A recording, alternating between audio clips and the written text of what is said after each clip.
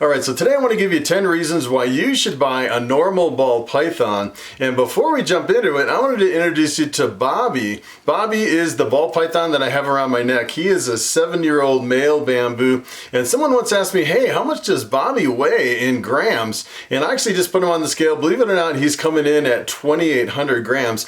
And I brought another snake with me, my biggest normal in my entire collection. I actually have some normals that I use here as breeders. And take a look at this. This is Zeus. And Zeus is my biggest normal ball python. Take a look at how big Zeus is. Believe it or not, this is a 5,500 gram female. This female definitely dwarfs Bobby. Bobby is really small compared to Zeus. And I was thinking, I don't know if I can do this, but maybe I could put two snakes around my neck at the same time. I don't know, you can actually compare side by side. Zeus versus Bobby. Let's take a look at the difference between these two snakes. I haven't rehearsed this, so I don't know how well this is actually going to work. With two snakes around my neck, look at how big Zeus is.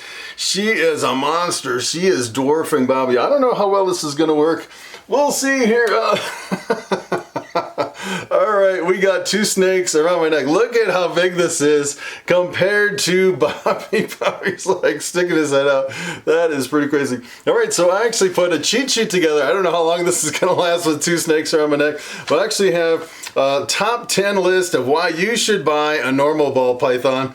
And number one, it's an inexpensive way to jumpstart your breeding project, and that is the number one reason I bought Zeus. Believe it or not, I actually paid $150 for the snake over on Morphmarket when I first started about 5 years ago. And this girl, she'll actually lay about 15 eggs. She'll lay really big clutches of eggs. And one year I actually took Bobby and I bred it to Zeus, and I got I think I got like 7 bamboos. She like lays more than 2 snakes put together. Most ball pythons will lay like 6 or 7 eggs, and she'll actually lay double that, which is pretty crazy. Look at how big she is. She makes Bobby seem like he is really small, which is kind of crazy. So that's the number one reason, is you can actually have an inexpensive way to really boost your breeding projects, especially if you're first getting into ball pythons. Alright, so number two, normal has no genes, so it's good for proving out other ball pythons. So I've actually seen a lot of people where they'll take two snakes and they'll breed them together, and both of the snakes will have like 5 or 6 genes, and they'll make all these combinations that they really can't identify because there's so many genes in there. And one way to prove them out and figure out what the genes are is you could actually take one of those snakes that have multiple genes, like 5, 6, or 7 genes in them. You can breed them to Zeus here, and you'll have a whole bunch of eggs, and you'll see exactly all the different genes that are in that ball python. Especially with a big girl like this, you could probably just breed one here and then you'd figure out exactly what the genes are, because with 15 eggs you'd have a lot of different genes and combinations. It'd be pretty easy. So number three, I would say that normals typically eat better than most ball pythons. And this really comes down to the genetics. I've actually seen some genes where they have a really good appetite. Like Bobby here has a really good appetite. He'll actually eat more than most other genes. Some genes can be really picky. As a matter of fact, I had a couple pieds. It seems like all my pieds are really picky eaters. And I've talked to a lot of people that have said that their pieds can be really picky too. But let me tell you, when it comes to normals, they are really aggressive feeders, and there's usually no problem feeding them. That's why they get this big, because they eat really well, a lot better than some of your other multi-gene combinations. Alright, so number four, if I can keep these snakes from choking me out here, I don't know, they're doing pretty good right now. They're not really putting the death grip on me.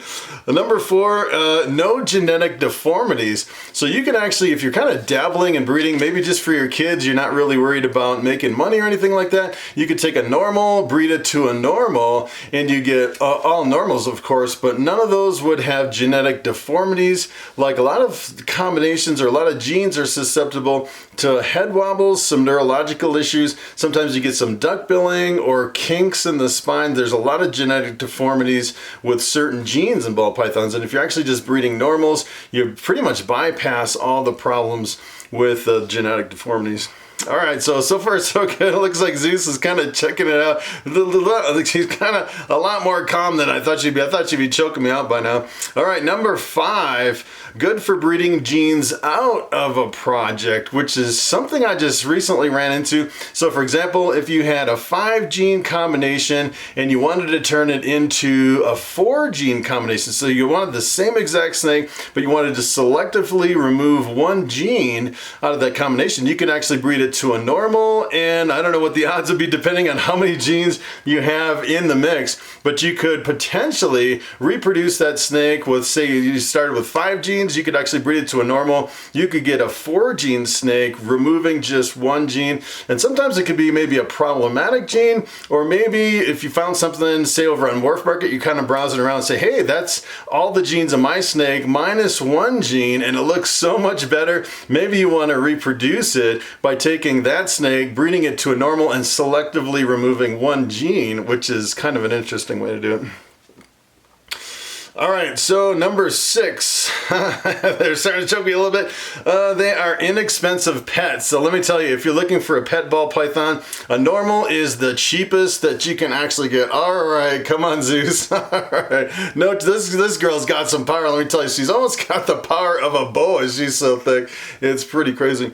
So they're really inexpensive pets. As a matter of fact, a lot of people come up to my table at the reptile show. They're just looking for a really inexpensive ball python for some of their kids, and pretty much they just want the cheapest one on the table. And let me tell you, the normals are the cheapest one you can get. I've seen them anywhere from, usually they range in price anywhere from like $20 to about $100, depending on where you get them. If you actually go to a pet store, sometimes you pay over $100 just for a normal, which is kind of crazy. I actually paid $150 for this girl, but if you actually go over to Morphmarket, you really can't find them this big over there. I was looking, I don't know if you wanted to get a really big female as a breeder, probably what you'd have to do is you'd have to go to a reptile show or something like that. I've seen a lot of normals at reptile shows. All right, number 7, they can actually strengthen your bloodlines.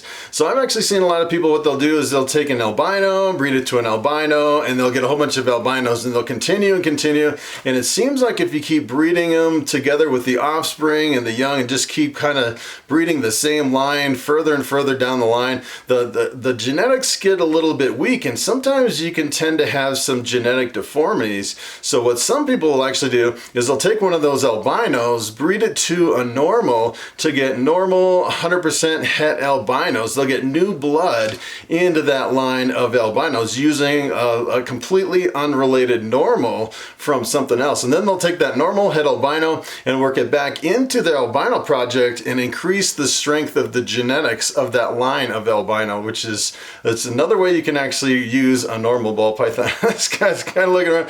I don't think I've ever had this snake around my neck this long. She's really kind of chilling out. I don't know what Bobby's doing, kind of down in the back here.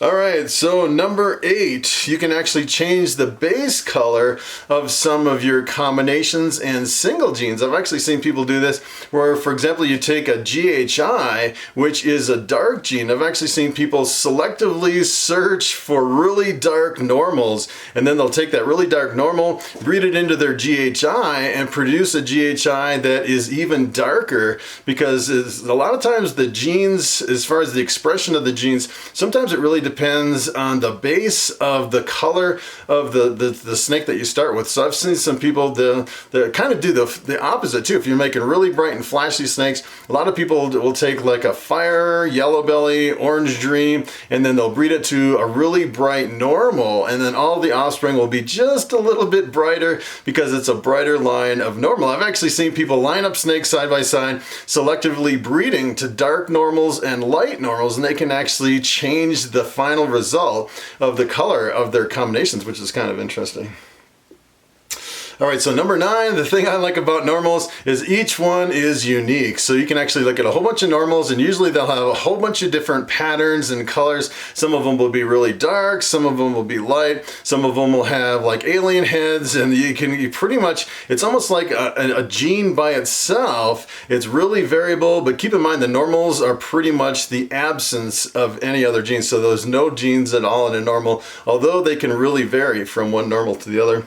And number 10, the number 10 reason why you should buy a normal ball python is because they are gorgeous and underrated. It's kind of interesting. I'll actually be selling snakes at a reptile show, and once in a while I get someone to come up to the table and they say, out of all these snakes on your table of 60 ball pythons, the one I like the most is this one right here, and it's actually a normal ball python. Some people are really drawn to normals over all the other colors and, you know, all the other genes and combinations, which is kind of interesting. And it's really interesting too that they're drawn to those, and they're one of the least expensive snakes on my table too.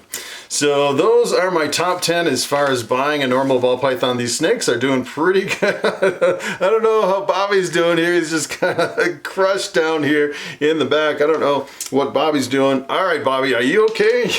Right back here. And Bobby hasn't really been around any females because he's been a retired breeder for the last couple of years. So this is kind of his first experience being around a female. I hope they don't get kind of crazy around my neck. So that is pretty much it. That's my top 10 reasons. Thanks for watching, and I will see you in the next video.